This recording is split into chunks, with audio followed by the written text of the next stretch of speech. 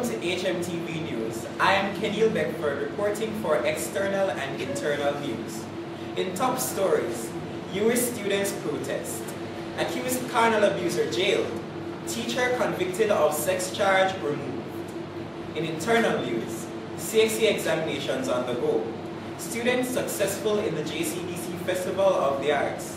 Teachers returned from vacation leave. Paul Adams due to return to HMTHS. Water filter installed by Student Council. HMTHS finally graced with the presence of a nurse. Pulse due to seek new talent in Herbert Morrison.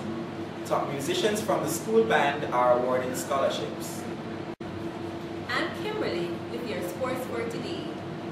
In top stories, Man City seized control, 1-0 derby win. Mill returns after a severed head injury. Girls basketball match postponed. David Foster had 758 days of hell when he was arrested on April 12, 2008 for carnal abuse, indecent assault, and buggery after an 11-year-old girl pointed him out as the person who molested her. He was given bail on May 10, 2010, but his hell was not over, as for the next 2 years the threat of prison hung over his head. However, on April 19, 2012, Foster was released as the child that was molested, now 15, felt guilty about what she had done and had called the culprit and told him that she was tired of having an innocent man in jail. The man had reminded her of his threat to kill her and her mother. Nevertheless, she recovered and the conversation and it passed to the police, who arrested the real molester and paved the way for Foster's release. US students, tertiary level students who were barred from sitting their final exams because of outstanding school fees, were given more time by the University of the West Indies to pay over the money owed. The extension followed meetings held at the Mona campus in Kingston between the institution's administration and the student government after a huge protest by some students. The furious students said that the university had advised them that they would be required to take a card showing that the fees were paid with them to exams. Students who had not paid their fees would then be barred from sitting exams. Some of the discontented students disrupted exams in progress, reportedly overthrowing desks and chairs and ordering fully registered students sitting exams out of the examination centers.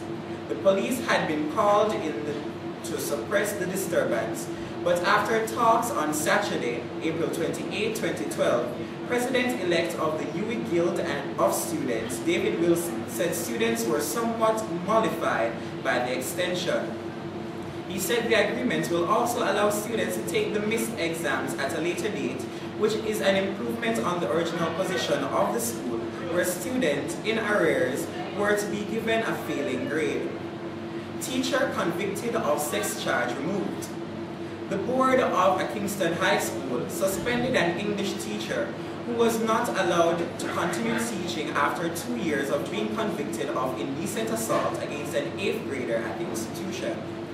The suspension of the teacher, Roger Hobbins, followed the intervention of the Ministry of Education, which responded highlighting the fact that both the board and the ministry had failed to take care or take action against the teacher.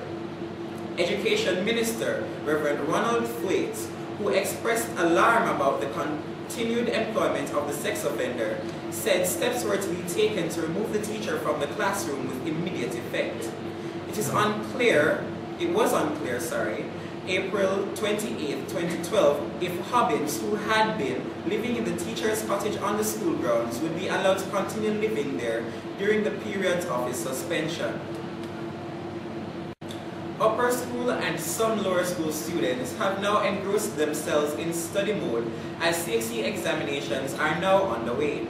The first exam to kick things off was the Spanish oral exams on April 16, 2012. The school's performing arts group can proudly boast that 22 of 29 song and dance pieces have advanced to the parish finals of the JCDC Festival of the Arts. Congratulations are in order to Mr. Carl Matthews, Ms. Kenisha Samuels, Ms. Maureen Reed, and Mr. Roche James. The speech segment of this festival will take place on Thursday, March 3rd. Home economics teacher Ms. Megan Wright and mathematics teacher Mr. Shelley Miles have returned to their positions after an 8-month leave. The school population wishes to extend their warmest welcome to these teachers. It has been reported that the school's long-serving principal, Mr. Paul Adams, will be returning to his rightful position as school headmaster come September. The school's acting principal, Mr. Frederick Horton, will be reassigned to his post as upper school vice principal. On the 2nd of April 2012, the school was finally graced with the presence of a trained nurse, Miss Scott, who has begun serving in the newly renovated sick bay. Students have reported that she is, so far, quite competent. The Hecoin School of Health, Education and Counseling has awarded top students from the school's band scholarships to study phlebotomy during the summer of 2012. These students, Kevon Prout and Cleveland Anderson, were selected by music director Mr. Carl Matthews as they are regarded as most diligent and talented.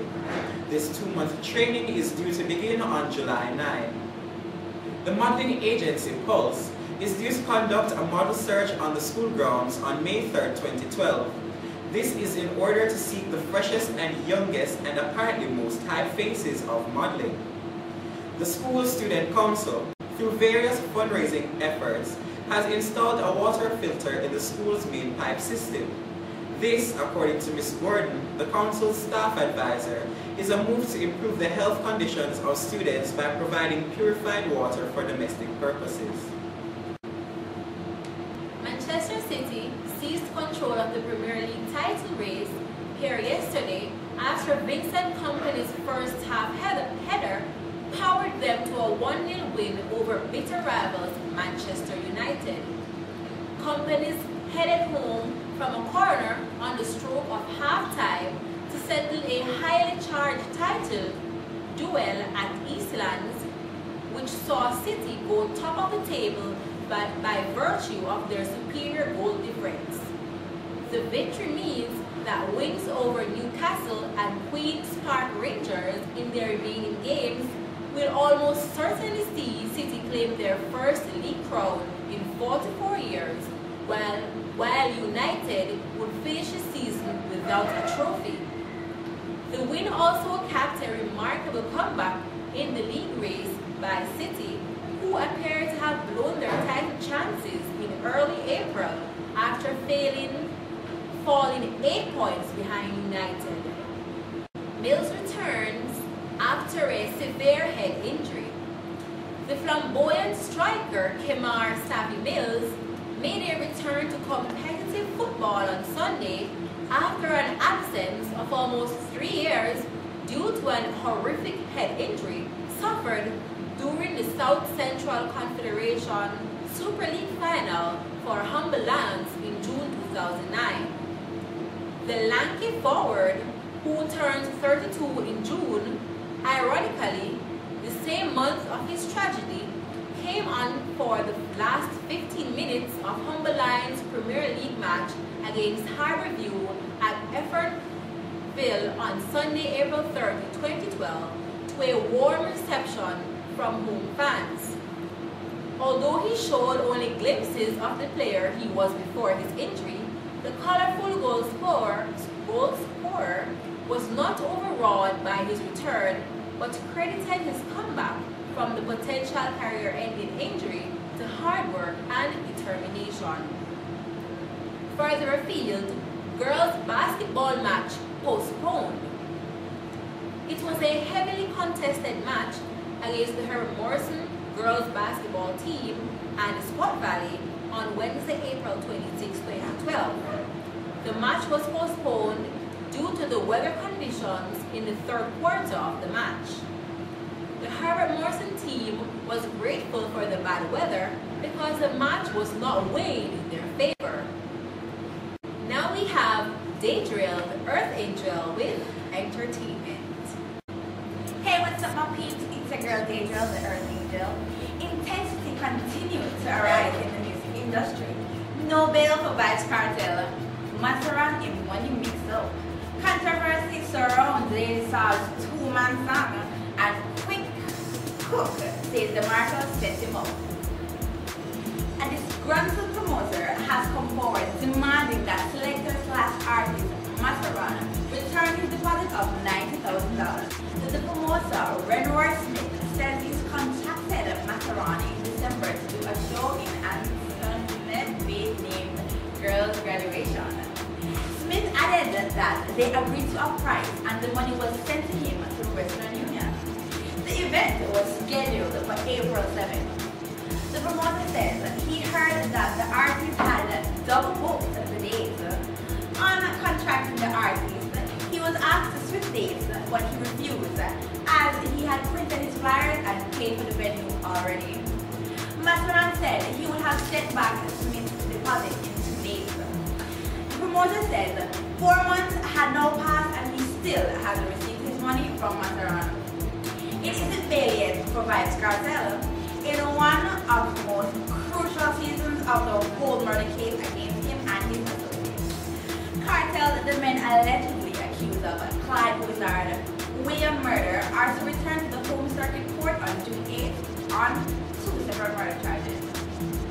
Since the release of dancehall queen Lady Saw's song Two-Man Me Have, rumors have it that the song was aimed at her beau of more than 15 years, Lloyd John Jennings. Common stated that he is involved in another relationship. The DJ explained that the song's lyrical content was not aimed at John and that she did not think he had cheated. I'm a celebrity, the DJ says, I can't be throwing myself all over the place. According to Lady Saw, the song, which is on the Dave Kelly Turn Up rhythm, is simple as follow up her other song, My Life Macy. Promoter Big Ship announced that he will be donating cash and items to the Seaward Primary and Junior School. The promoter says he sees it fit to contribute to the community. Since his successful month-end, Friday's event is held at close proximity to it. Dancehall entertainer Quick Cook wants to set the path straight to his involvement in DeMarco's Kingston City music video, in which lyrical shots were fired at the DJ Popcorn. Quick Cook said he was set up by DeMarco and his engineers appeared in the music video in an effort to diss Popcorn. Quick Cook also added, people made a business with DeMarco and Popcorn, the entertainer said. DeMarco is using him as an element to get to Popcorn. That's it for the entertainment news. You will have Tony Shea and Simone with Box Pop. This has been HMTV News. I am Kenil Bedford. And I am Kimberly Whitley. Adriel, the Earth Angel. Thanks for watching. Goodbye. Bye. Good day and welcome to another edition of Crump Improvements. I'm your host Annalisa. Sorry for the absence of Tony Shea and Simone. Our question for the day is, do you have a social networking addiction? So now we are going to the corridors of Crump and hear what students have to say. First we'll be going to our normal 10th grade block. Let's go. So we heard Kenny, our student council president. So Kenny, do you have a social networking problem addiction? Yeah, because once I log on to Facebook, I never log off. Like seriously, so why always on this? Because your friends on Facebook, so you talk to your friends, you be like to vibe, you watch 1 and 2 videos, passing on certain people's business. Oh, so you're like on Facebook 24/7? 24/7, never log out. Never get bored again? No. Never. Like it doesn't stop. Like, There's always something on Facebook to see. always. Always. And Twitter too. Twitter shot these days. Yeah. Thank you very much for your time. You're welcome. So do you have a social networking addiction?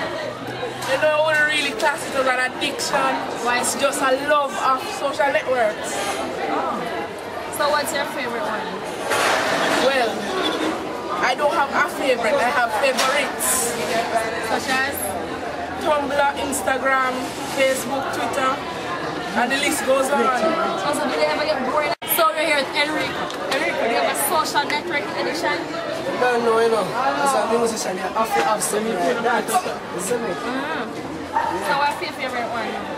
Don't know, so when they're on Twitter, Tumblr, Facebook, the famous. Yes, BVM. No, mate, Enrico.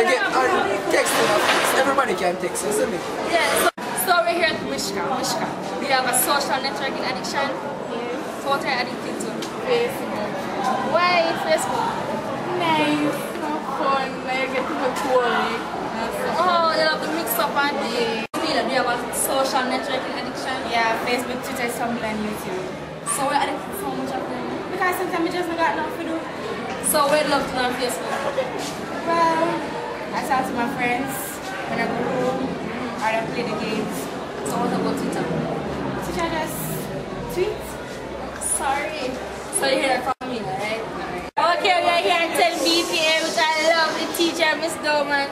So Miss Goman, do you have a social networking addiction? I used to have one a couple of months ago where I used to hack into people's thing and do terrible things, but I've stopped doing that now. Really? So I was just like a regular teenager. That streak came out in me, but like I said, I've cured it. So no more social network. I go on it now and then because I'm studying. Oh, so like Facebook or stuff like that? Facebook, yeah. I have a little Twitter account, but I hardly tweet. Oh, so I like to hack into person's things and... Yes, because I wanted to see something that was bothering me and I saw it and it even bothered me further. But anyway, like I said, I'm cured of that. Thank you very much. Alright, you're welcome. Have a good day.